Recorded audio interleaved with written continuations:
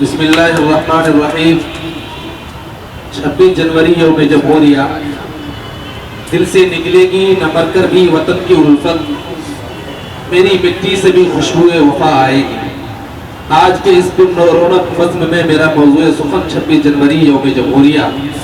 آج کے روز آپ ہندوستان کے جس کونے میں، جس گلی اور کوچے میں چلے جائیں، خواہ وہ شہر ہو یا دیہات، گاؤں ہو یا قصبہ، ہر جگہ اور ہر سمت 26 جنوری یوم جمہوریہ کے نغمے سنائی دیں گے۔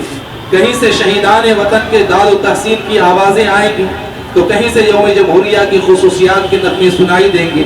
کسی سمت سے جمہوریت کے خون پر ماتم کنی کی صدائی سنائی دے گی تو کسی جانب جمہوریت کے فوائد و قواعد اور مدہوش کر دینے والے پراثر نغموں کی گنگناہٹ سنائی دے گی۔ اب آپ کے دل میں یہ سوال پیدا ہوتا ہوگا اور یہ خیال گردش کر رہا ہوگا، آخر جمہوریت کس چیز کا نام ہے اور یوم جمہوریہ کیا ہے، اور یوم جمہوریہ کا جشن آج کے دن یعنی 26 جنوری کو کیوں ہی منایا جاتا ہے۔ حضرات محترم، آپ سب کے سامنے انہی سوالات کے جوابات اور انہی خیالات کو دفع کرنے کے لیے اسٹیج پر براجمان ہوا ہوں۔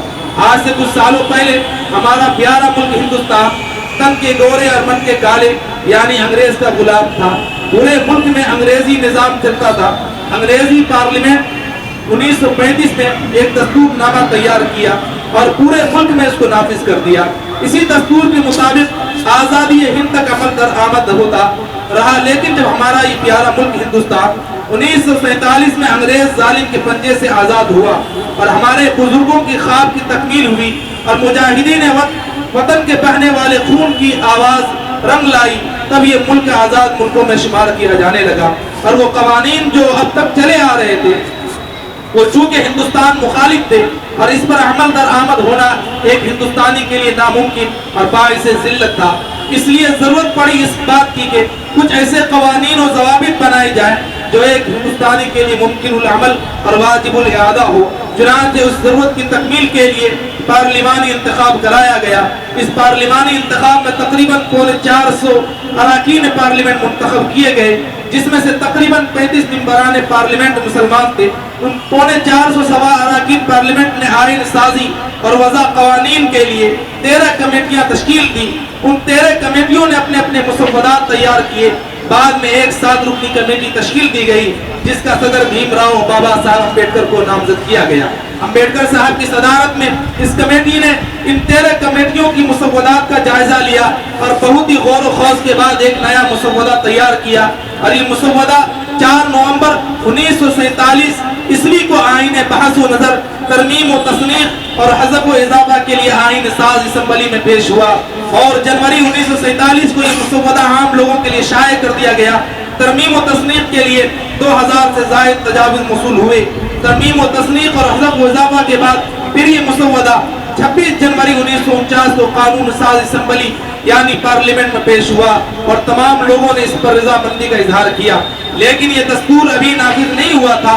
26 جنوری 1950 کو ایک مرتبہ پھر اجلاس کا انعقاد ہوا جو تقریباً تمام اراکین پارلیمنٹ نے اس دستور سے اطمینان حاصل کرتے ہوئے دستخط ثبت کیے، اور 26 جنوری 1950 کو اس دستور کا نفاذ کرتے ہوئے یہ اعلان کر دیا گیا کہ اب ملک میں یہ دستور چلے گا۔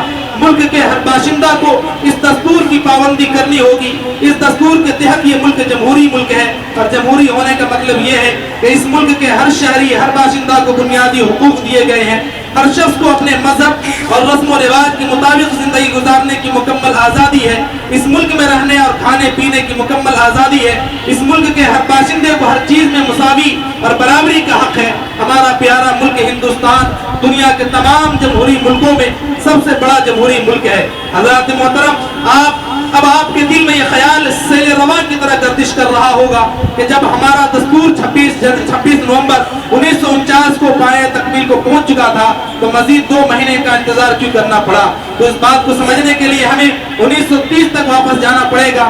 دراصل 26 جنوری 1930 کو کانگریس پارٹی نے آزادی کا ایک بل بنا کر گورنمنٹ آف انڈیا کے سامنے پیش کیا اور آزادی کا اعلان کر دیا، مگر بدقسمتی کا یہ کہ ان کا یہ بل کامیاب نہ ہو سکا اور آزادی کا خواب چکنا چور ہو گیا۔ لیکن کانگریسی ہر سال 26 جنوری کو یوم آزادی کے طور پر منانے لگے، یہاں تک کہ 1947 میں ہمارا پیارا ملک آزاد ہو گیا۔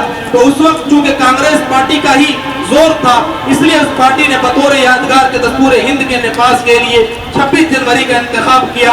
اس طرح سے اب ہمارا یہ ملک جمہوری ملک ہے، یہاں کے باشندے ہر 26 جنوری کو یوم جمہوریہ کے طور پر مناتے ہیں۔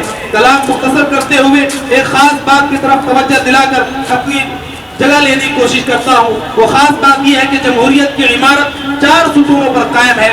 نمبر 1 مقننہ یعنی پارلیمنٹ، نمبر 2 انتظامیہ یعنی گورنمنٹ، نمبر 3 عدلیہ یعنی سپریم کورٹ، نمبر 4 ذرائع ابلاغ یعنی میڈیا۔ جمہوریت کے قیام اور اس کی بقا میں یہ چاروں ستون اپنا اپنا کردار ادا کرتے ہیں اور ہر کردار اپنی جگہ اہمیت رکھتا ہے۔ دنیا میں جہاں کہیں بھی جمہوریت ہے وہاں یہ 4 ستون اور ادارے مؤثر طریقے پر اپنا کردار ادا کرتے ہیں۔ جہاں بھی ان میں سے کوئی ادارہ کمزور پڑتا ہے وہاں جمہوریت کمزور پڑ جاتی ہے۔ اب ہمیں یہ دیکھنا ہے کہ ہمارا جمہوری ملک ہندوستان کے یہ چاروں ادارے صحیح طریقے سے اپنا کام انجام دے رہے ہیں یا نہیں، سرکار اپنی ذمہ داری نبھا رہی ہے یا نہیں، عدلیہ اپنا فرض منصبی ادا کر رہا ہے یا نہیں، اراکین پارلیمنٹ ہمارے ملک کی ترقی کے فکر میں ہے یا نہیں، اور آخری بات یہ ہے کہ میڈیا اپنے منصب کا خیال کرتے ہوئے اپنی ذمہ داری نبھا رہا ہے یا نہیں، میڈیا عوام تک صحیح خبر پہنچا رہا ہے یا نہیں۔ اگر یہ 4 ستون مضبوط ہیں اور اپنے فرائض انجام دے رہے ہیں تو سمجھیں کہ ملک کی جمہوریت محفوظ اور مضبوط ہے، ورنہ زوال اس کا مقدر بن چکا ہے۔ میں انہی چند باتوں پر اپنی تقریر کو ختم کرتا ہوں۔ وآخر دعوانا ان الحمدللہ رب العالمین۔